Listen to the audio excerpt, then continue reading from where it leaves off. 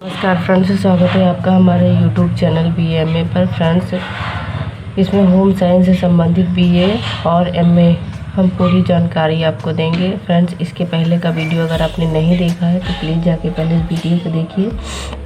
Friends, आज आपको हम पढ़ाएंगे हृदय परिसंचरण तंत्र। देखिए, पहले समझते हैं हृदय परिसंचरण तंत्र होता क्या है। जिन अंगों की सहायता से रक्त पूरे शरीर में पहुंचाया जाता है वह अंग मिलकर रक्त परिसंचरण तंत्र बनाते हैं। रक्त संस्थान हृदय से शुद्ध रक्त लेकर शरीर की सूक्ष्मतम इकाई कोशिकाओं तक पहुंचाने का कार्य करते हैं। फ्रेंड्स, आगे हम देखते हैं शरीर में रक्त के इस निरंतर बहने वाले चक्र या परिक्रमा में दो तंत्र भाग लेते हैं। पहला रक्त परिसंचरण तंत्र, दूसरा लसिका तंत्र। रक्त परिसंचरण तंत्र के अंतर्गत 4 अंग आते हैं। वह है पहला हृदय, उसके बाद धमनी, शिराएं, कोशिकाएं। रक्त परिसंचरण तंत्र में यही 4 अंग मिलकर के कार्य करते हैं। उसके बाद हम आगे देखते हैं रक्त परिसंचरण तंत्र में भाग लेने वाले 4 अंगों में सबसे पहले हम देखेंगे हृदय, जो कि सबसे ज़्यादा इम्पोर्टेंट होता है। यह इस तंत्र का महत्वपूर्ण अंग है जो शुद्ध रक्त को पूरे शरीर में धमनियों के माध्यम से वितरित करता है। रक्त अशुद्ध होकर पुनः यहीं आकर जमा होता है। यहाँ से फेफड़ों में शुद्ध होने के लिए जाता है तथा रक्त पुनः यहीं वापस आता है। हृदय के इस कार्य पर ही हमारा जीवन निर्भर होता है। यही क्रियाएं निरंतर होती रहती है, इसी से हमारा जीवन आगे चलता रहता है।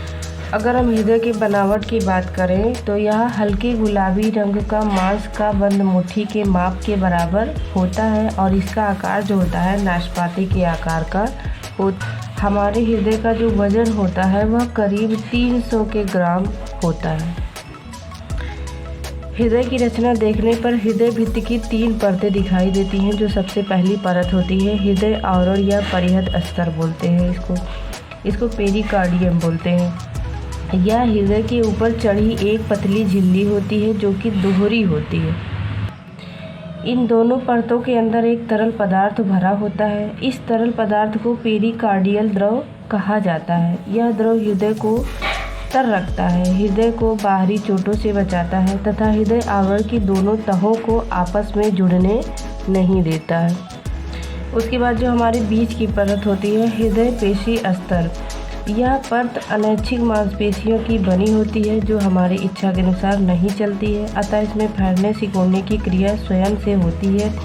यह मांसपेशियां इस प्रकार से व्यवस्थित होती है कि यह फैलने सिकुड़ने की क्रिया स्वयं स्वाभाविक गति से होती रहती है। 1 मिनट में यह क्रिया 60 से 65 बार होती है। इन्हीं पेशियों द्वारा हृदय के दाएं बाएं भाग आपस में जुड़े।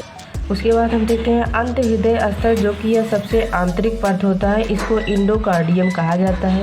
हृदय का यह सबसे निचला भाग तथा हृदय के भीतर कपाट होते हैं, वे इसी स्तर के बने होते हैं। दाएं भाग में अशुद्ध रक्त रहता है जबकि बाएं भाग में शुद्ध रक्त रहता है। ऊपर के दोनों भाग अलिंद कहलाते हैं, दायां अलिंद बायां अलिंद। इसी प्रकार नीचे के भाग निलय कहलाते हैं, दायां निलय तथा बायां निलय। फ्रेंड्स, आप एक बार हृदय के चित्र को देख सकते हैं कि कौन सा अंग कहाँ पे व्यवस्थित रहता है। जैसे ऊर्ध्व महाशिरा, पल्मोनरी धमनी, महाधमनी, दायां अलिंद, निम्न महाशिरा, हृदय कपाट, दायां निलय, पल्मोनरी शिरा, बायां अलिंद, हृदय कपाट, बायां निलय आदि। उसके बाद आगे हम बात करते हैं कि हृदय के कक्ष या प्रकोष्ठ। हृदय के निम्नलिखित 4 प्रकोष्ठ होते हैं, 2 निलय होते हैं तथा 2 अलिंद होते हैं। दायां अलिंद, दायां निलय, बायां अलिंद, बायां निलय। इसका पहला भाग हम देखते हैं दायां अलिंद। दायां अलिंद हृदय के दाहिनी ओर का ऊपरी भाग है। इसी में संपूर्ण शरीर का अशुद्ध रक्त संग्रहित होता है। संपूर्ण शरीर का अशुद्ध रक्त शिराओं तथा शिराकाओं द्वारा लाया जाता है। कई अलग अलग शिराकाएं मिलकर शिराओं का निर्माण करती हैं। शरीर के निचले भाग से अशुद्ध रक्त लाने वाली सभी शिराएं मिलकर एक बड़ी शिरा बनाती हैं जिसे निम्न या अधो महाशिरा कहा जाता है।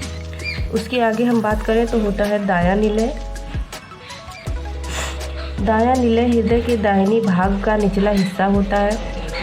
इसकी दीवार अलिंद की तुलना में मोटी एवं मजबूत होती है। निलय फुफ्फुसीय धमनी में रक्त को धकेलने के लिए पंप की भांति कार्य करता है। दाएं निलय के संकुचित होने से रक्त को बाहर निकालने के लिए धक्का मिलता है और रक्त फुफ्फुसीय धमनी में चला जाता है। सभी धमनियों में से फुफ्फुसीय धमनी ही एक ऐसी धमनी है जिसमें अशुद्ध रक्त प्रवाहित होता है। शेष सभी धमनियाँ शुद्ध रक्त का परिवहन करती हैं। उसके बाद तीसरा हम देखते हैं बायां अलिंद। हृदय के बाएं भाग का ऊपरी भाग बायां अलिंद कहलाता है। बायां अलिंद दाएं अलिंद से सटा हुआ होता है। बाएं अलिंद में रक्त भर जाने के पश्चात अलिंद में संकुचन होने लगता है, जिससे अलिंद एवं निलय के मध्य का कपाट द्विदल कपाट खुल जाता है तथा रक्त बाएं निलय में प्रवेश कर जाता है। यह द्विदल कपाट स्वतः ही बंद हो जाता है तथा रक्त वापस अलिंद में नहीं लौट पाता है। उसके बाद हम देखते हैं बायां निलय। हृदय के बाईं ओर का निचला हिस्सा बायां निलय कहलाता है।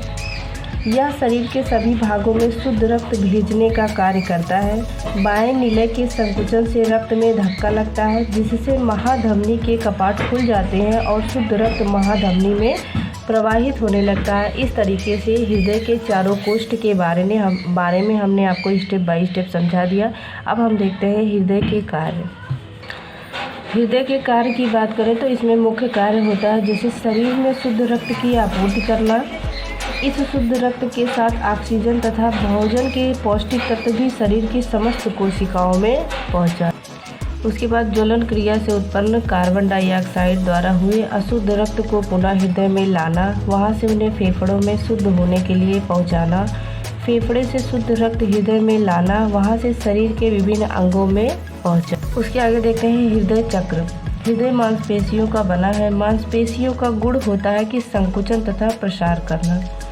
हृदय की मांसपेशियां भी स्वैच्छिक रूप से 1 मिनट में 70 से 72 बार संकुचित व प्रसारित होती रहती है। यही हृदय चक्र कहलाता है।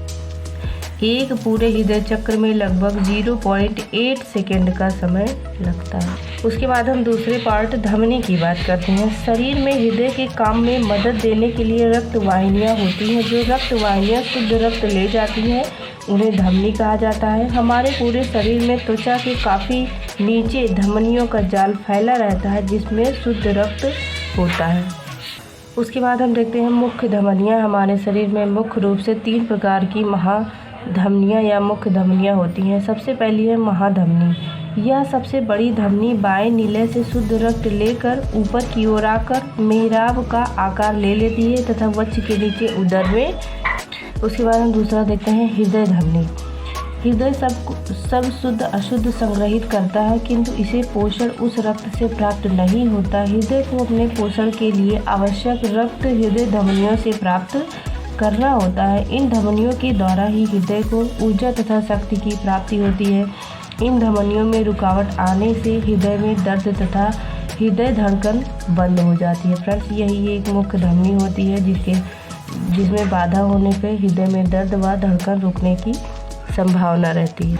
उसके बाद तीसरा देखते हैं फुफ्फुसीय धमनी। यह ऐसी धमनी है जिसमें अशुद्ध रक्त होता है, पर क्योंकि यह हृदय से निकलती है अतः इसे धमनी कहते हैं। यह धमनी दाएं निलय से अशुद्ध रक्त ले जाकर फेफड़ों में पहुंचाती है। इस तरीके से हमने धमनी के बारे में देखा। अब हम शिराएँ के बारे में देखते हैं। जो हमारे शरीर की धमनियाँ होती हैं उसमें शुद्ध रक्त बहता है तथा जो हमारे शरीर की शिराएँ होती हैं उसमें अशुद्ध रक्त बहता है। तो शिराएँ के बारे में थोड़ा सा देखते हैं। जो रक्तवाहिनियाँ अशुद्ध रक्त ले जाती हैं वह शिराएँ कहलाती हैं। यह त्वचा के नीचे नीले रंग की दिखाई देती हैं। इसमें रक्त का दबाव कम होता है या खाली होने पर पिचक जाती है। इसमें दबाव कम होता है। इसमें रक्त धीमी गति से बहता है क्योंकि अशुद्ध होने के कारण जो रक्त होता है थोड़ा गाढ़ा हो जाता है। एक बार हम धमनी तथा शिरा में अंतर देख लेते हैं। धमनी में सबसे बड़ा अंतर धमनी और शिरा में यह होता है कि धमनी में शुद्ध रक्त बहता है और शिरा में अशुद्ध रक्त बहता है। फुफ्फुसीय धमनी को छोड़ अन्य धमनियों में शुद्ध रक्त होता है। फुफ्फुसीय शिरा को छोड़ अन्य शिराओं में अशुद्ध रक्त बहता है। यह दोनों जस्ट अपोजिट होते हैं एक दूसरे का। शुद्ध रक्त होने से लाल चमकीला रक्त झटके से बहता है। अशुद्ध होने के कारण काला बैंगनी रंग होता है जो कि बिना झटके से बहता है। यह त्वचा के काफ़ी नीचे तह में होती है। यह त्वचा के ठीक नीचे होती है। इसकी दीवारें मोटी होती है, इसकी दीवारें पतली होती है। इसमें वाल्व या कपाट नहीं होते हैं, इसमें वाल्व होते हैं। इसमें रक्त तीव्र गति से बहता है क्योंकि इसकी जो दीवारें होती हैं वह मोटी होती हैं। इसमें रक्त धीमी गति से बहता है क्योंकि इसकी जो दीवारें होती हैं वह बहुत ही पतली होती है। उसके बाद अगला लास्ट और चौथा भाग हम देखते हैं केशिकाएँ। सूक्ष्म रक्त वाहिनियाँ केशिकाएँ कहलाती हैं। यह केशिकाएँ ही प्रत्येक कोशिका तक रक्त ले जाती हैं। पूरे शरीर में इन केशिकाओं का जाल फैला रहता है। इनकी दीवारें बहुत ही पतली होती है। इनका व्यास लाल रक्त कणिकाओं के बराबर होता है। शरीर में ग्रंथियों तथा पेशियों में इनकी गिनती अधिक होती है। केशिकाएँ भी मुख्य रूप से दो प्रकार की होती हैं। पहला धमनी केशिकाएँ। धमनी की शाखाओं उप शाखाओं के बाद जो सबसे सूक्ष्म नलिकाएँ होती है वह धमनी केशिकाएँ होती हैं जिसमें शुद्ध रक्त होता है। उसके बाद शिरा केशिकाएँ। शिराओं की शाखा उप शाखाओं के बाद जो सूक्ष्म नलिकाएँ इनसे जुड़ी रहती है वही शिरा केशिका कहलाती है जिसमें अशुद्ध रक्त होता है। उसके बाद हम देखते हैं रक्त परिसंचरण की क्रिया कैसे होती है। रक्त को शरीर की लघुतम इकाई कोशिकाओं तक पहुंचाना। यह रक्त फेफड़ों में शुद्ध होता है, अतः यह अपने साथ ऑक्सीजन तथा पचे हुए भोजन से भोजन रस अभिशोषित कर प्रत्येक कोशिका तक जाता है। हृदय हमारा केंद्र स्थल होता है जहाँ की पूरे शरीर के लिए शुद्ध रक्त की आपूर्ति होती है तथा अशुद्ध रक्त भी इस हृदय में आकर एकत्र होता है, वहाँ से फेफड़ों में भेजा जाता है। ये रक्त वाहिनियाँ जो शुद्ध रक्त ले आती हैं धमनी कहलाती हैं। धमनी की बारीक शाखाएँ धमनी केशिकाएँ कहलाती हैं। उसके बाद हम देखते हैं हृदय की धड़कन। दीर्घ एवं लघु परिसंचरण क्रिया में दोनों अलिंद एक साथ सिकुड़ते हैं जिससे नीले फैलते हैं और रक्त नीले में पहुंचता है। सिकुड़ने की क्रिया को संकुचन तथा फैलने की क्रिया को प्रसारण कहा जाता है। यह फैलने सिकुड़ने की क्रिया जीवन पर्यंत चलती रहती है, इसी से हमारा जीवन भी चलता रहता है। यह क्रिया 1 मिनट में लगभग 60 से 72 बार होती है। बाएं नीले में जहाँ शुद्ध रक्त होता है इसका झुकाव बाईं और थोड़ा अधिक होने के कारण जब इसमें संकुचन होने से यह कोष्ठ छाती की दीवार से टकराता है जिससे कारण लप लप की आवाज़ आती है। इसी आवाज़ को हृदय की धड़कन कहा जाता है। हृदय की साधारण गति प्रति मिनट 60 बार होती है, किंतु कुछ ऐसी अवस्थाएं होती हैं जिसमें इनकी जो गति होती है वह बढ़ जाती है, जैसे भोजन, श्रम, आयु, व्यवसाय पर निर्भर करती है। क्योंकि हृदय प्रति मिनट जितना शुद्ध रक्त बाहर महाधमनी में निकलता है उतना ही अशुद्ध रक्त प्रति मिनट वापस दाएं अलिंद में आ जाता है। उसके बाद देखते हैं नाड़ी नब्ज या नाड़ी स्पंदन। नाड़ी का बंद होना मृत्यु का सूचक है तथा जब तक हमारी नाड़ियाँ चलती रहती हैं तब तक हम जीवित रहते हैं। धमनियों की दीवारें लचीली होती है। हृदय के बाएं नीले से शुद्ध रक्त महाधमनी में जाता है तो महाधमनी की दीवार फैल जाती है और वहाँ से रक्त आगे निकल कर जाने पर पुनः सिकुड़ जाती है। रक्त प्रवाह से धमनी में हल्का झटका लगने से तरंगे उठती हैं, इसे ही नाड़ी स्पंदन कहा जाता है। उसके बाद हम देखते हैं रक्तचाप, जिसको इंग्लिश में ब्लड प्रेशर कहा जाता है। रक्त परिसंचरण क्रिया के लिए उचित दाब या चाप होना आवश्यक है। उचित दाब से ही रक्त बहता है। धमनियों में सदैव रक्त भरा रहता है। रक्त नलिकाएं कभी खाली नहीं होती हैं तथा यही जो प्रोसेस होता है निरंतर चलता रहता है। अतः हमारा जो रक्त दाब होता है वह स्फिग्नोमैनोमीटर के द्वारा नापा जाता है। उसके बाद हम देखते हैं रक्त परिसंचरण क्रिया को प्रभावित करने वाले तत्व। वैसे तो जो हमारी रक्त की प्रक्रिया होती है, रक्त परिसंचरण तंत्र होता है, वह निरंतर चलता रहता है, लेकिन कुछ ऐसे कारण होते हैं जिसमें वह प्रभावित हो जाता है, जैसे मानसिक तनाव, शरीर का तापमान, व्यायाम तथा शारीरिक श्रम, पीयूष ग्रंथि, रक्ताल्पता, हृदय की कार्य क्षमता आदि। उसके बाद हम देखते हैं हृदय को स्वस्थ रखने के उपाय, जो कि हमारे शरीर के लिए सबसे ज़्यादा आवश्यक होता है। हृदय शरीर का एक अंग है, इसलिए इसकी वृद्धि तथा दृढ़ता शरीर के साथ साथ ही होती है, किंतु फिर भी व्यक्तिगत प्रयासों द्वारा हृदय को स्वस्थ रखा जा सकता है तथा हृदय मांसपेशियों को मजबूत बनाया जा सकता है।